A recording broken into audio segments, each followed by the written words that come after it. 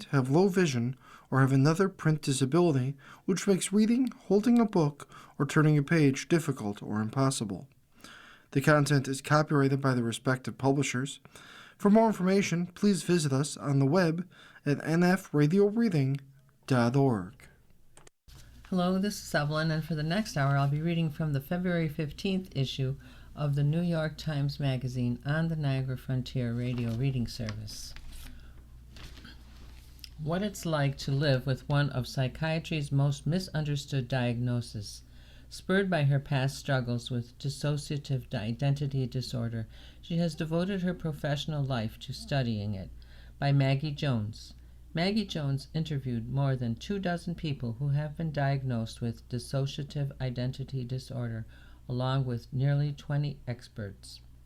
From the time she was a child, Melissa Kaufman felt as if she had a gang of kids in her mind, each with their own thoughts and opinions. One was a girl who wanted to learn. Another was calm, wise, and confident enough to speak in class. Though she was only a few years older than the rest, Kaufman thought of her as the nice lady. Then there was the angry boy who was tough and unafraid, and at the far back of her mind existed a very young girl. All alone behind a door and in a box, she cried and screamed. The curious girl, the nice lady, and the angry boy avoided her, frightened by the pain and the secrets she held. Until Kaufman was about 10 years old, these inside people seemed like her friends, but by middle school the angry boy who wanted to play, not study, argued with the others. He disliked them, declaring that some were dirty and weak. In Kaufman's mind, she saw them as stick figures, but sometimes they felt more three-dimensional, which scared her. She also began to realize that none of her friends had people in their heads. During adolescence, the boy got angrier and louder and more powerful. She decided she would make the inside people go away by her 14th birthday. When they didn't, she vowed it would happen by her 15th, then by her 16th. Kaufman hated looking in the mirror. She still avoids it. She felt something was unsafe about existing in a female body. When she tried on clothes in a store, it was as if a thick fog descended over her, and the boy surfaced to express revulsion at what she was wearing at her body. Other times he was furious at the crying girl in the box and wanted her to disappear. The nice lady and others tried to shush him. So many voices, so many opinions, all of which overwhelmed her. The experiences also confounded Kaufman. She had been abused and neglected as a child, but she didn't make a connection to what was happening inside her, and as distraught as she felt, no one else seemed to notice. She had plenty of friends and was smart. She could also tell that her voices existed only inside her mind, unlike people with schizophrenia who hear voices that they perceive as external. By college, she repeatedly had flashbacks to the abuse and grew increasingly depressed. Occasionally, when she was on a date with a guy at a party, she would leave him without saying goodbye. She couldn't explain why she did it. Sometimes she didn't remember getting home. It would take decades for her to understand that the feeling of having multiple people inside herself and the amnesia she sometimes experienced were signs of an extreme type of dissociation known as dissociative identity disorder, or DID, a psychological defense mechanism that many experts believe develops in the wake of repeated childhood abuse or serious ongoing neglect. Since 1994, DID has been included in the Diagnostic and Statistical Manual of Mental Disorders, the most widely used guide on mental health issues. Before then, it was known as multiple personality disorder, a misnomer because rather than having numerous personalities, people with the disorder have one personality with compartmentalized aspects of themselves, known as self-states, or what some people call parts or alters. About 1% of the U.S. population is thought to have the disorder, according to the DSM, making it about as common as schizophrenia.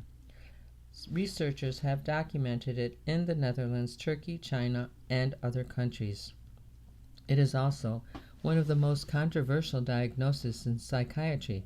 For decades, some critics have argued that it is extremely rare or that it doesn't exist at all. The public's knowledge about the disorder tends to be informed by over-dramatized and sometimes violent portrayals in movies like Sybil and Split. More recently, on TikTok, where one account focusing on DID has about 1 million followers, some people display the disorder floridly as well as in other ways that don't align with many experts' clinical experiences. Even as TikTok portrayals have renewed skepticism among critics, the field of psychiatry has never had more robust scientific and clinical data about this disorder, including the ways it defies decades-old stereotypes. There are now multiple validated assessment tools for dissociators, including DID, as well as neuroimaging studies that show how severe dissociation manifests in the brain. Kaufman has played a role in this burgeoning understanding. Spurred by her own condition, she became a psychiatrist and has devoted her career to research and treatment for dissociation and trauma. For 16 years, she has been the medical director of several trauma programs at McLean Hospital in Belmont, Massachusetts, and co-director of its Dissociative Disorders and Trauma Research Program. She also helped found a McLean Advisory Committee through which people with DID educate medical students, residents, and researchers about living with the disorder. Still, it wasn't until our third conversation that she told me that she herself had DID in the past and had fully recovered from it after years of treatment. At the time, only a few colleagues knew. It took me a long time to even be able to say I had the disorder in therapy, she told me one afternoon in a garden outside her office, referring to more than 2 decades ago when she sought help for her struggles. I couldn't say the words I have DID until the end of my therapy. Now 60, with 2 teenage sons, Kaufman is shy and warm and known among her graduate students and colleagues as incisive and generous. Yet as eager as she was to educate the public about the disorder, she had avoided sharing her experiences, she said, for layers and layers of reasons, including that I didn't want to think about my diagnosis. I had a lot of shame around it. She also feared that disclosing it could hurt her lab's funding, given the stigma around DID, and because she regularly assesses patients for various dissociative disorders, she worried critics might accuse her of overdiagnosing DID, even though, as she said, I have an ethical obligation to practice medicine according to the standards of care. I have no skin in the game about someone having a certain diagnosis. For weeks after she first told me, she contemplated the consequences of acknowledging it publicly. She talked to friends and colleagues, in many cases divulging it for the first time. Ultimately, she decided the risks were worth it if her own story could elucidate the realities of the disorder. My goal is to help people understand what it's like as a kid who lives with these symptoms, what it's like as an adult. It's not what many people imagine. Experts in trauma have long argued that DID is an ingenuous survival tool born in childhood. It typically begins by the time a child is 5 or 6 as a response to repeated abuse, often by a caregiver. Before about 6 years old, children generally have not yet formed a coherent sense of self. They may have imaginary friends or displace their own thoughts or feelings onto stuffed animals. My bunny is sad, he hates school. They may believe they will become a princess or Superman. It's all psychologically typical, and over time most children develop a unified self. But for a small subset of abused children who have a capacity to dissociate, which experts theorize is in part genetic, developing a unified self becomes disrupted. To endure the physical and emotional pain, their mind makes it seem as if it is not happening to them, but to someone else, someone inside them. When it's too overwhelming to feel such fear, too dangerous to feel what is happening to their body, They feel like that's not me. Kaufman says, noting that the phrase me, not me captures a core feeling for people living with DID, and because children frequently don't tell anyone about the abuse, the feeling of having inside people can be soothing. Often people with DID unconsciously create an angry part.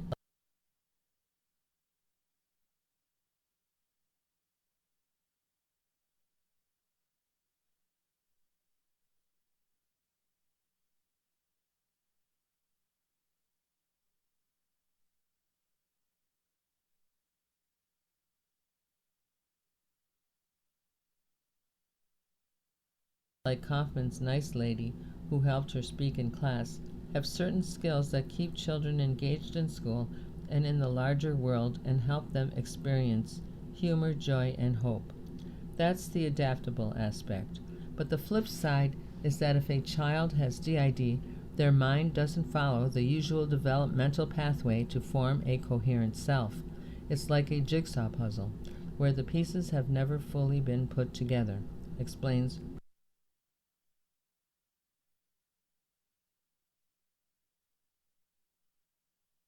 program at Shepherd Pratt, a psychiatric medical center in Baltimore.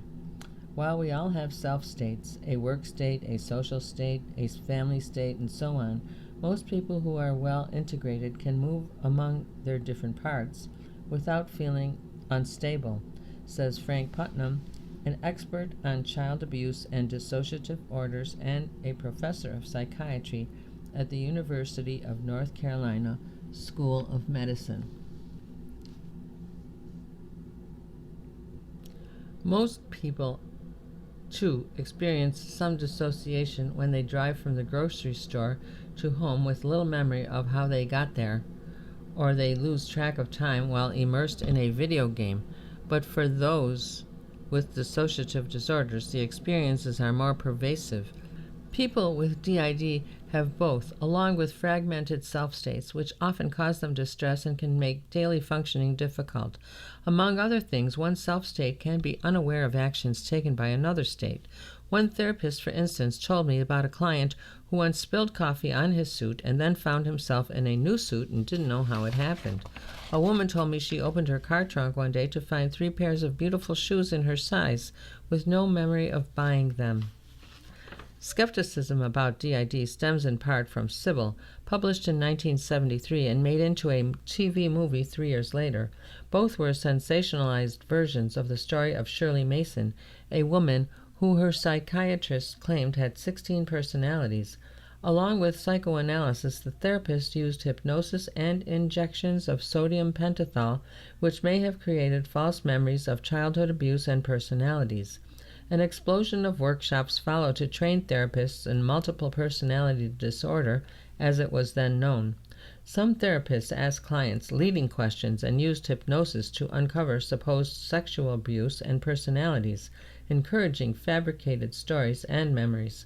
When used correctly, hypnosis is highly effective in helping ground people and quell anxiety, including for people with dissociative disorders.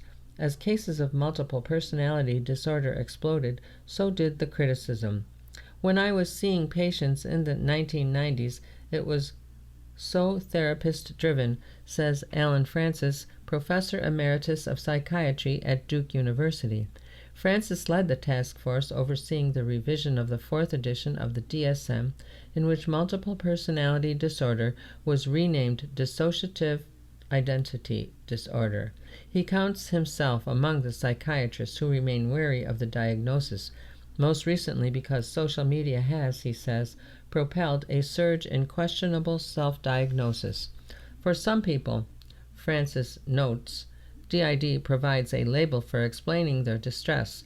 Others believe they have it, he adds, because they are fantasy-prone and struggle to differentiate reality from their imagination.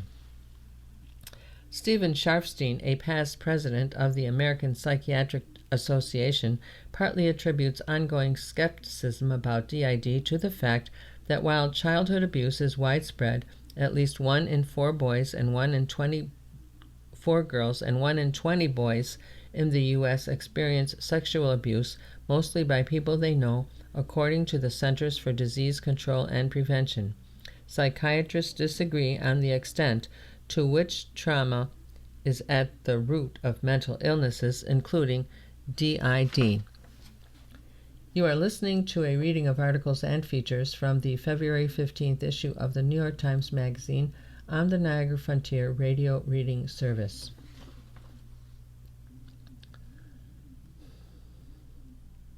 Also, Sharfstein notes, the disorder can simply seem unfathomable. Fragmented states challenge our assumptions about a unified self.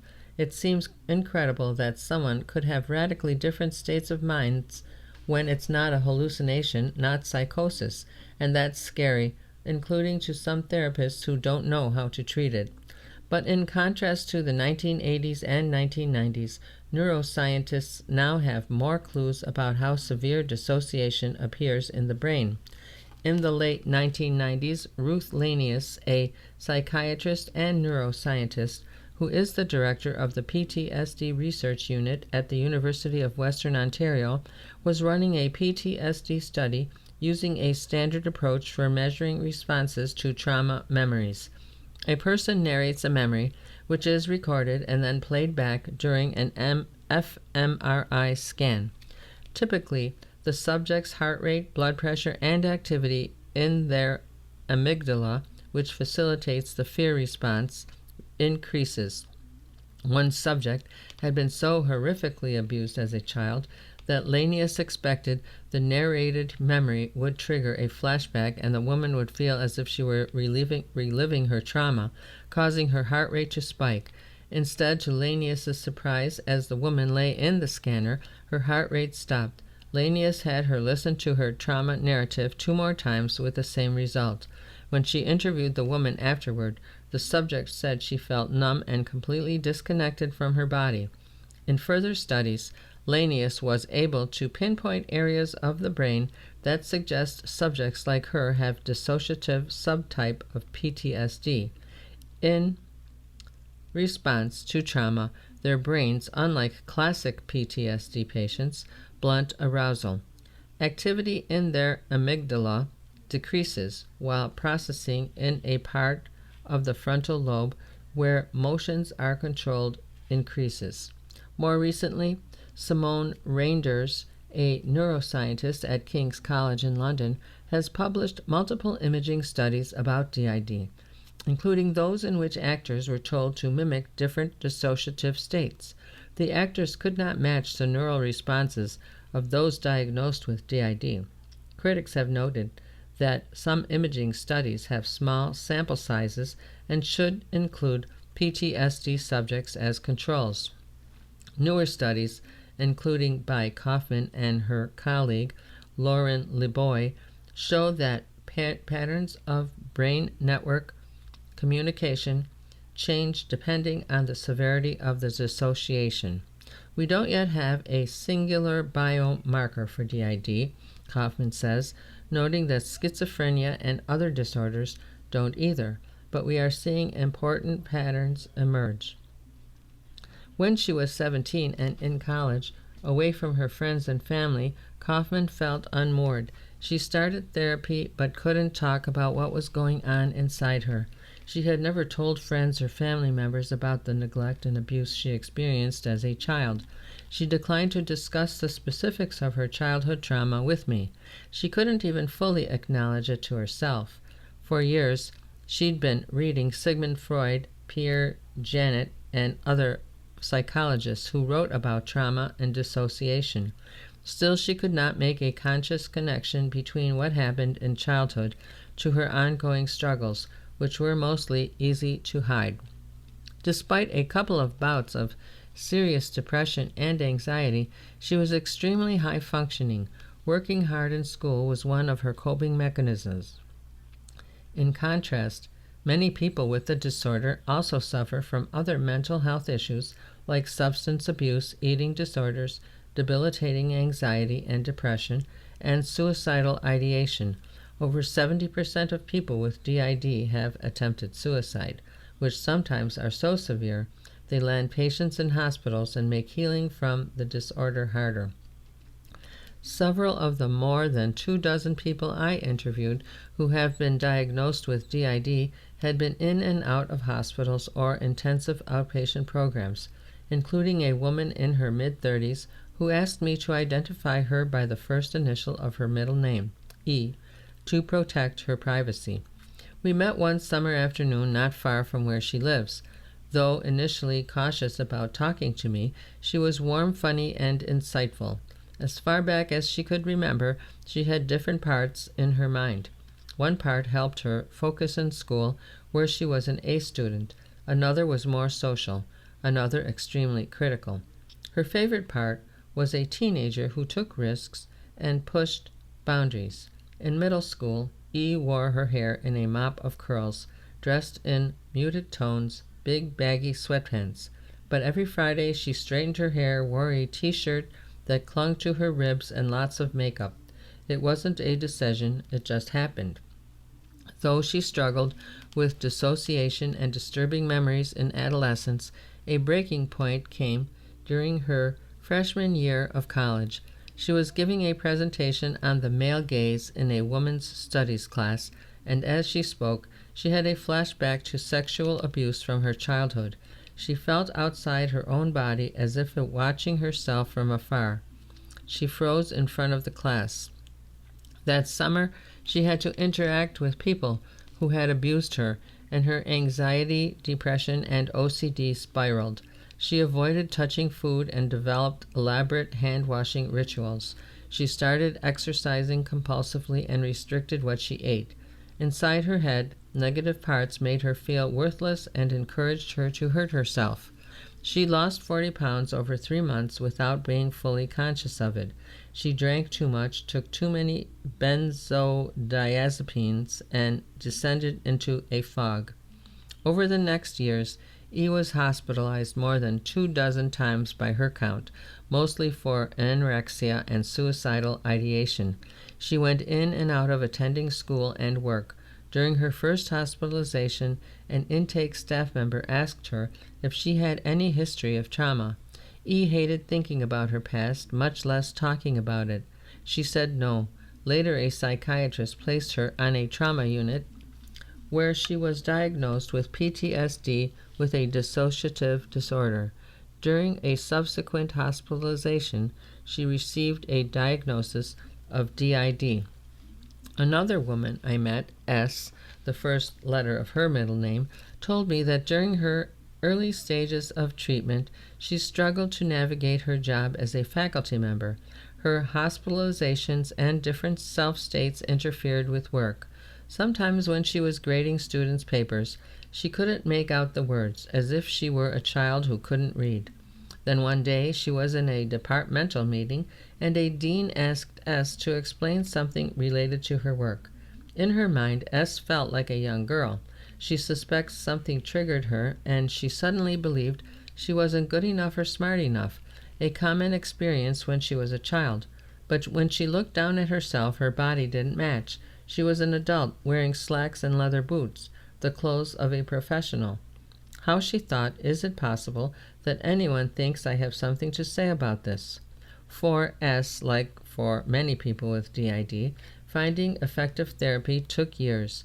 In one study, 1/3 of people with dissociative disorders reported struggling to find trained therapists, and people with DID often receive severe misdiagnosis: schizophrenia, bipolar disorder, borderline personality disorder, and are given medications that don't treat the disorder and may cause harm.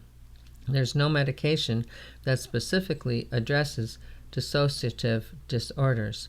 I can't count the number of cases when someone with DID is diagnosed with schizophrenia, says Bethany Brand, professor emeritus of psychology at Towson University in Maryland, who is a clinician and the author of numerous studies on dissociative disorders. One of her patients, she says, was diagnosed with schizophrenia when she was a teenager, and it took decades before a therapist finally pinpointed that she had DID instead.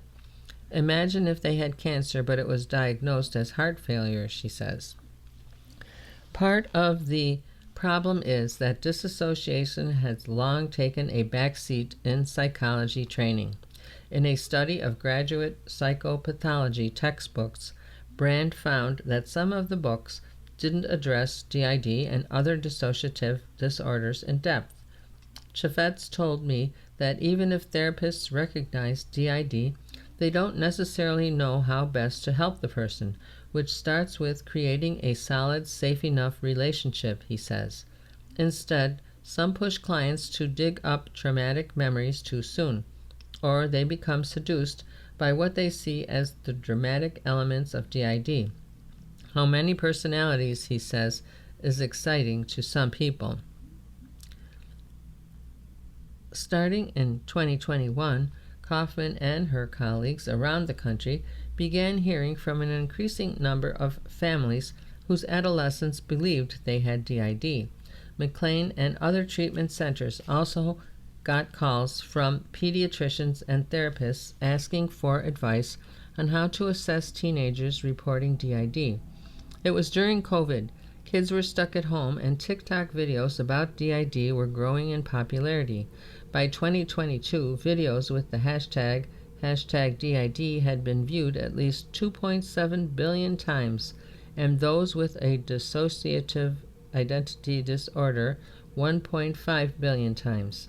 TikTok no longer publishes information on views per hashtag. While some posts are educational, others show people abruptly switching self-states on camera, changing clothes, hairstyles, and voices seemingly at will. As therapists and many people with DID explain to me, switching is typically involuntary and is often so internal that it's not obvious that someone is doing it. A person's eyes, voice, or posture may shift. On occasion, it can be more intense.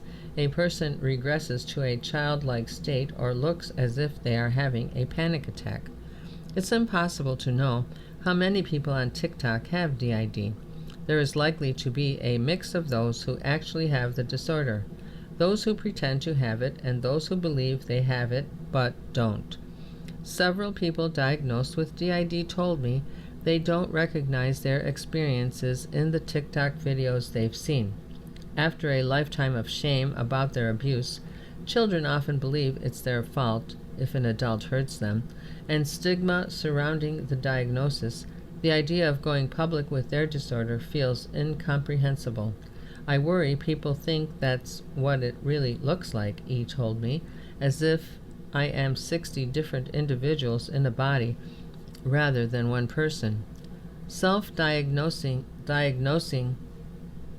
mental health issues via social media is hardly confined to DID, but experts worry that if people falsely claim to have DID, it will renew skepticism about the disorder. In addition, inexperienced therapists who rely on TikTok for their understanding of the disorder may miss real cases of DID. About a year ago, one teenager on TikTok disavowed his previous claim that he had DID. During COVID, he explained he felt lonely and suffered from anxiety and depression and was looking for community and attention, the very things teenagers so often long for. On Discord, he found a group of teens with dissociative disorders, and over time, he came to believe he had DID, with hundreds of parts. In response to his confession, many people commented that they had a similar experience. They thought they had DID, but it turned out they had autism, bipolar disorder, psychosis. A few experts told me that some teenagers may be experiencing a kind of social contagion, which happened with Tourette's syndrome during the early months of COVID, when TikTok videos about Tourette's escalated.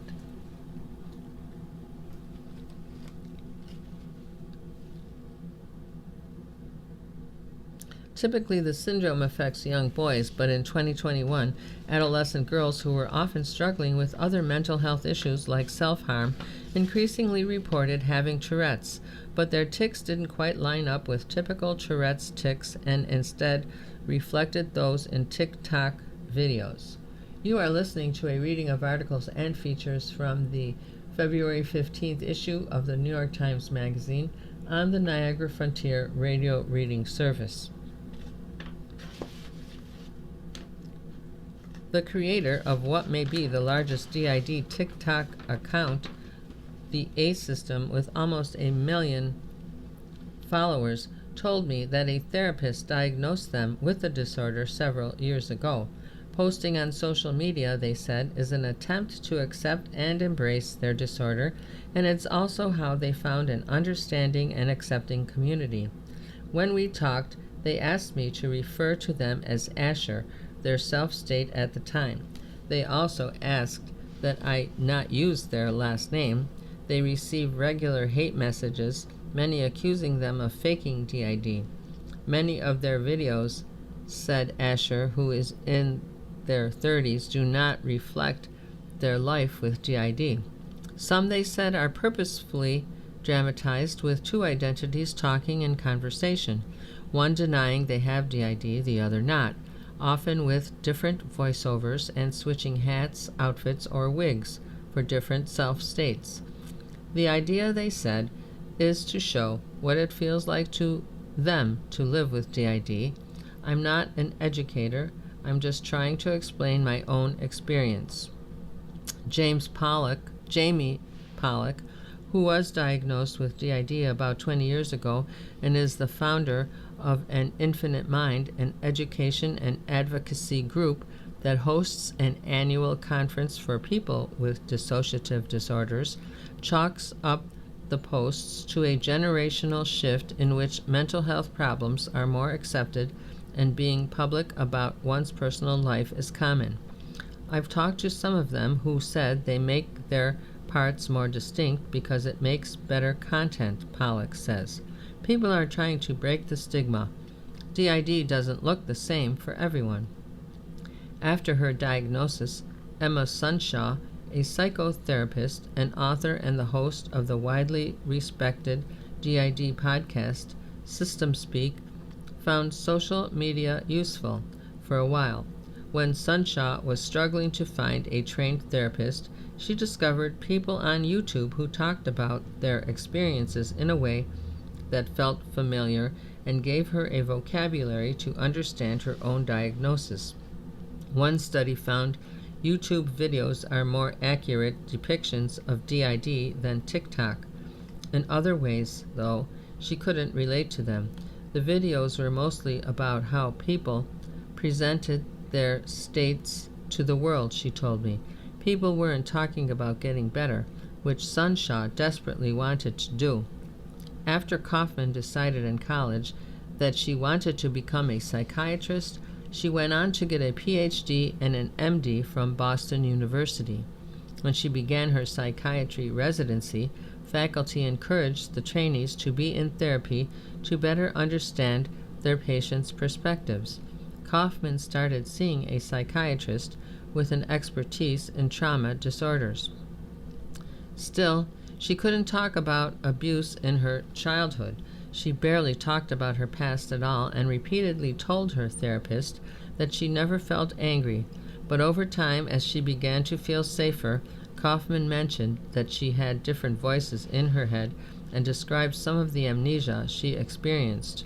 Slowly, her therapist helped Kaufman understand that those voices represented difficult emotions that were too scary to process as a child.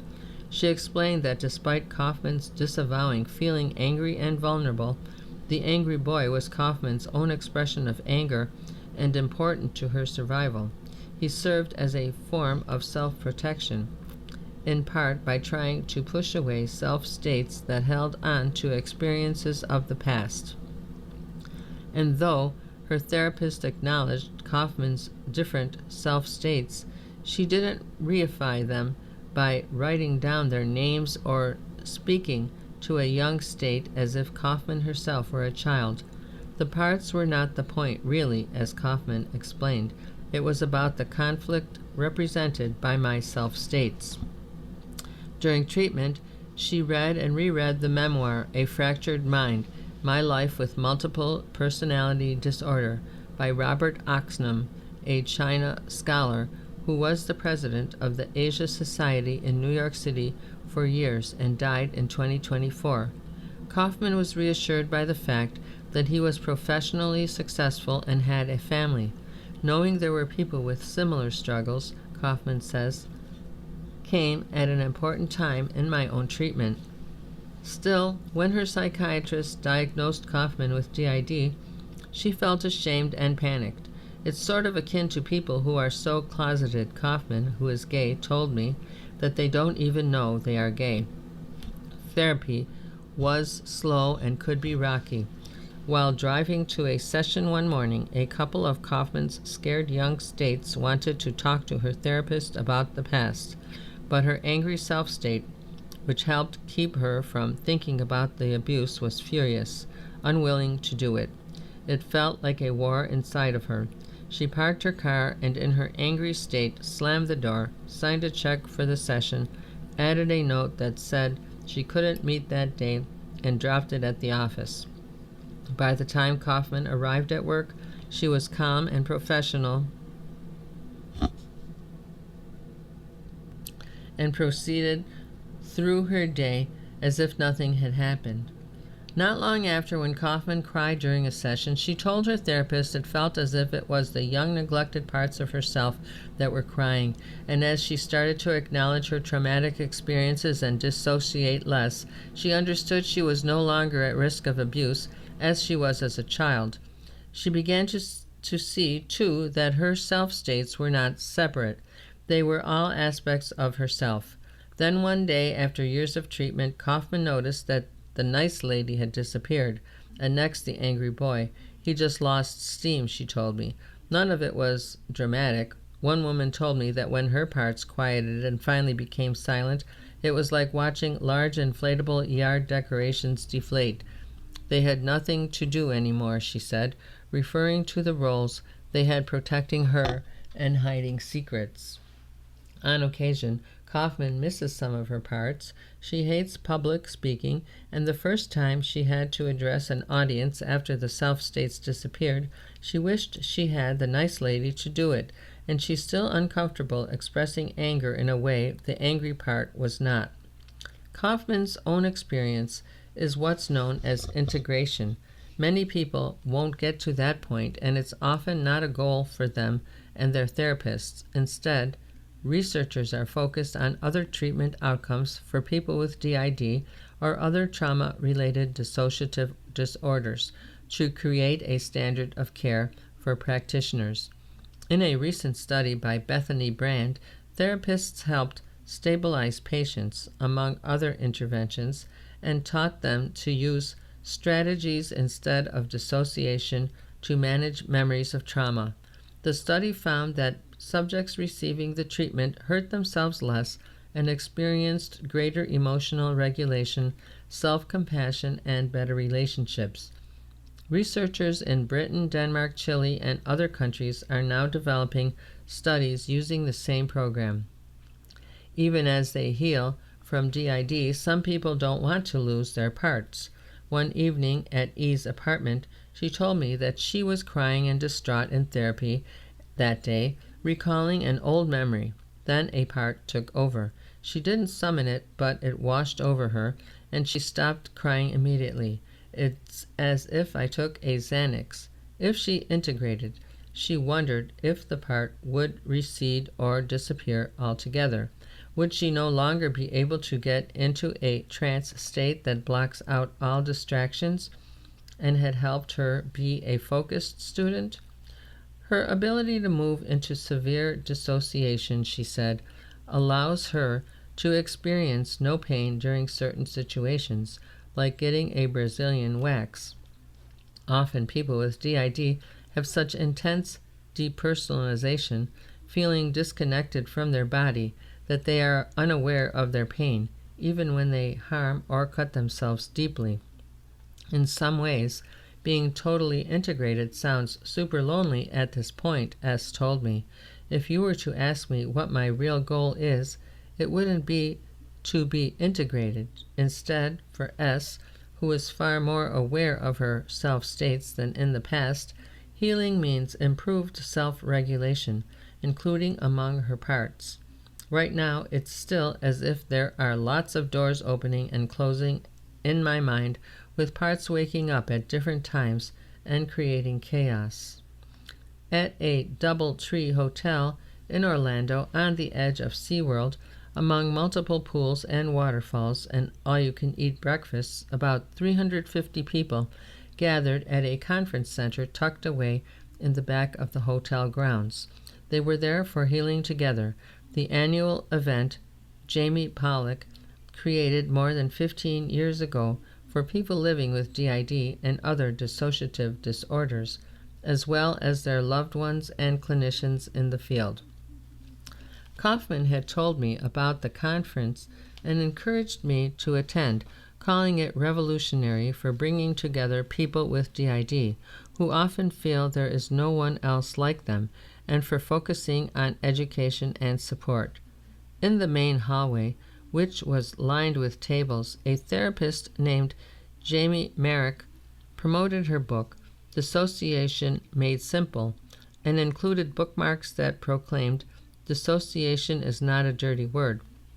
Another tabletop was filled with ribbons to attach to name tags with playful messages of pride.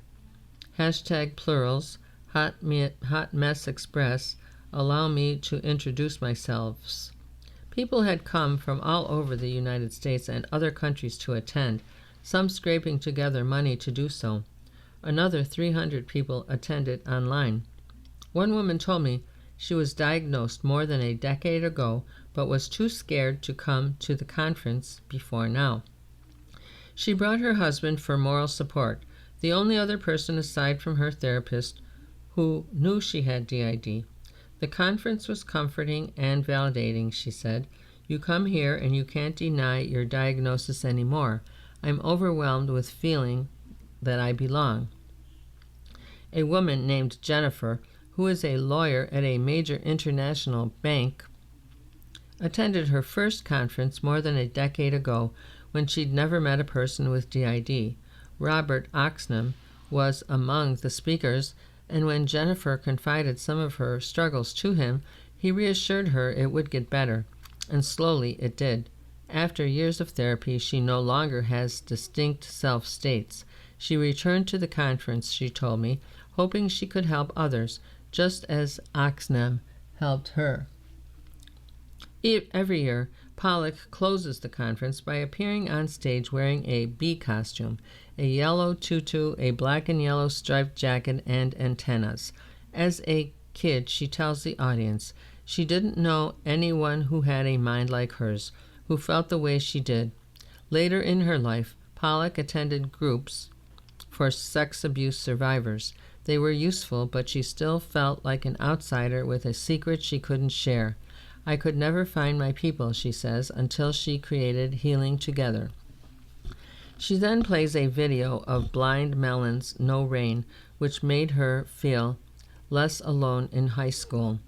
In the video, an elementary school-age girl, chubby and wearing glasses, is dressed in a yellow and black bee costume with a beanie on her head.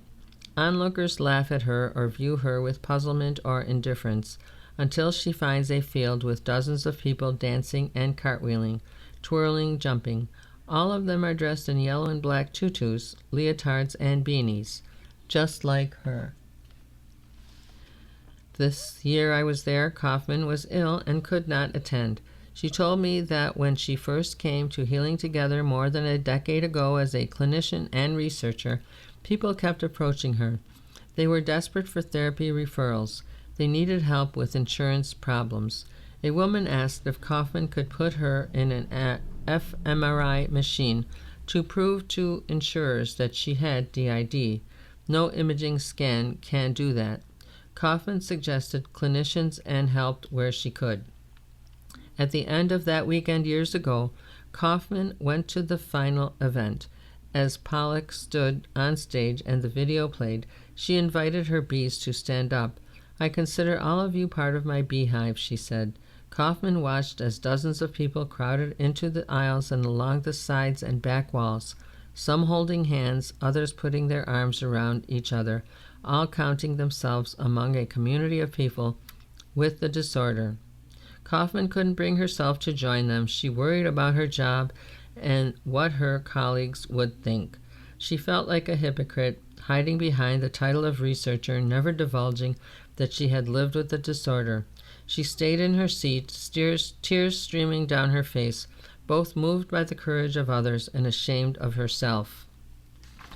You are listening to a reading of articles and features from the February 15th issue of the New York Times Magazine on the Niagara Frontier Radio Reading Service.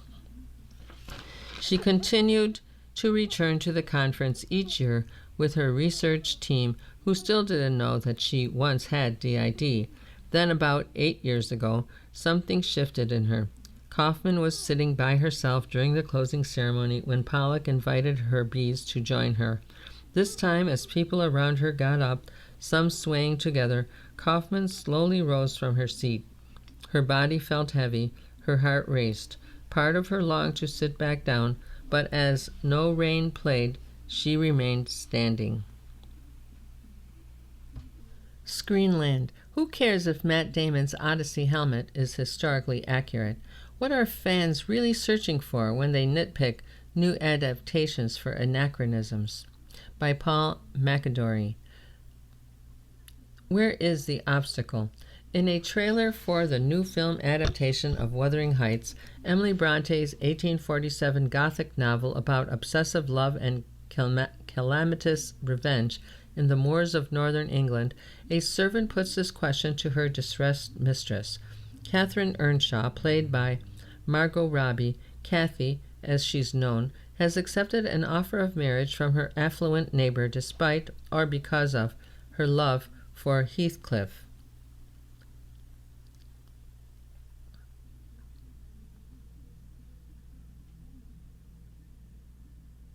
The mysterious orphan her family took in years prior, who became her childhood companion and has now grown into a ruggedly handsome young man. Tearful for the bargain she has made, Kathy presses her hand to her chest and replies with one word, "Here."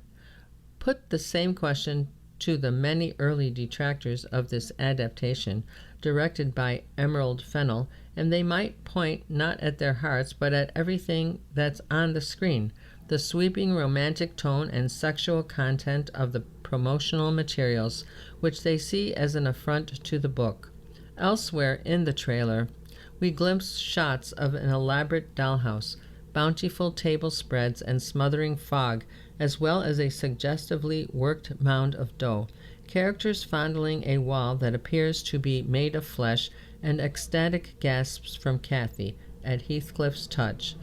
All of it rushes by to the beat of an electro ballad by the pop star Charlie XCX. It presents the film as an epic, explicit romance rendered like a contemporary high-concept fashion editorial. Online commenters have denounced it as a 50 Shades of Bronte, wine mom porn slop, and a middle finger to the source material.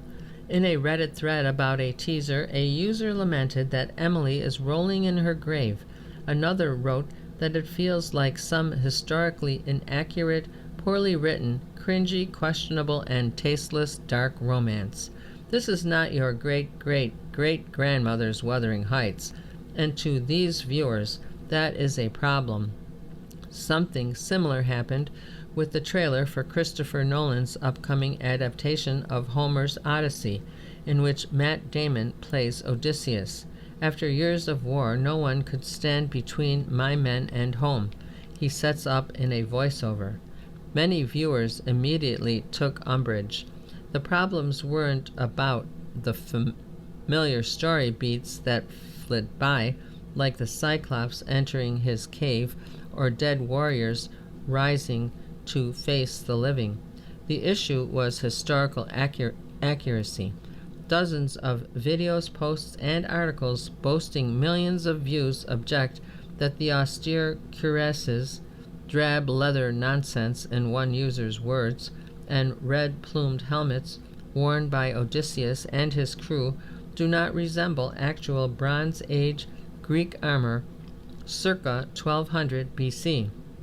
The gray Kevlar-like helmet we see atop Agamemnon's head, meanwhile, has been compared to a leftover prop from Nolan's Batman series, and like a toy helmet that viewers fear will break the immersion. They also noticed that Nolan put Odysseus on a Viking-style boat rather than an ancient Greek pentaconter, and in some shots substituted Scottish Isles with their local flora for Mediterranean ones. That people enjoy complaining online about movies, especially ones they haven't seen, is hardly a revelation. Still, it's a little surprising after a century plus of book-to-screen adaptations, including dozens of Wuthering Heights films and series, and given the glut of adapted content, remakes and reboots pumped out by studios and streamers, that some still want new adaptations of canonical works to be dutiful retreads of their source material or history lessons in movie form. The Wuthering Heights trailer describes the film as inspired by the book. There are even telling quotation marks around the title, and Fennell herself has said her adaptation was inspired by the emotions unleashed by her first encounter with the novel at age 14. But this makes little difference to these purists. The book is sacred, and deviations from it amount to violations. Kathy should be a brunette teenager, not a mid-30s blonde. Heathcliff should be racially ambiguous, whereas the actor playing him, Jacob Elordi, is merely partly Basque. A haunted, febrile tale of quashed desire and ruinous violence should not be billed as the greatest love story of all time, as the trailer has it, nor should it look like a smuttified version of Wuthering Heights. As a YouTuber says in a video titled "Why Margot Robbie is So Wrong for Wuthering Heights," movies that have failed to replicate their sources have maddened viewers and authors alike for decades. Some Stephen King readers, like the author himself, hated Stanley Kubrick's 1980 adaptation of The Shining. Fans have cataloged, disdained, and celebrated the differences between J.R.R. Tolkien's books and their various adaptations. More recently, Guillermo del Toro's Frankenstein effort drew criticism for its unfaithfulness to Mary Shelley's novel, but social media and streaming video have enabled and incentivized a new degree of online pedantry and nitpicking. Netflix and its ilk strip mining existing works for content. When they do produce something nominally new, it's often edited, shot, and lit like the rest of their library.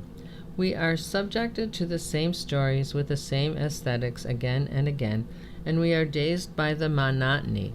On YouTube and TikTok, meanwhile, trailer breakdowns scrutinize every frame of movies and their advertisements for hidden meanings and Easter eggs.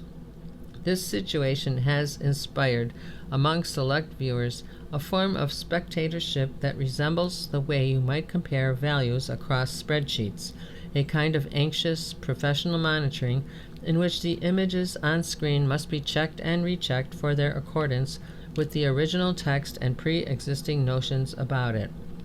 Just as every new rendition of an old work is said to reflect contemporary concerns, to tell us something about where we are now, this mode of spectatorship might clue us in to how we see and fail to see our own overwhelmingly complicated world. Looking to canonical texts for something unchanging, as well as for a representation of a more concrete, ostensibly simpler past, however fantastical or realistic, might imply a certain queasiness or instability in our relation to the present. When it's impossible to know where we're headed, the supposedly determined facts of the past can be a comfort. Odysseus may have had a rough go of it, but we know how his story ends. If we feel incapable of changing the course of current events, we can turn at least to our screens to express our nagging sense that there is something wrong in the world, something to be uncovered, and if not set right, then at least critiqued. Never mind that the original works will remain unaffected by these latest films, and that additional adaptations will be made, nor that one of the purposes of narrative art is to mold life into a new object that offers an invigorating perspective on our world. Hollywood is plenty capable of churning out insipid, numbing content, but a funereal reverence for source material can produce boring results too. The texts themselves, of course, are not as stable as we might like to believe. Reading a new translation of the Odyssey or rereading Wuthering Heights or Frankenstein, I tend to discover both how little I remember of the particulars of the stories and how much my responses to individual passages can evolve. We might as well embrace the inevitable changes in our relationships to the canon and reserve our displeasure for the bland, patronizing interpretations of today, forgiving those that aspire to genuine difference or real artistry. We might as well relish the opportunity for some kind of discovery.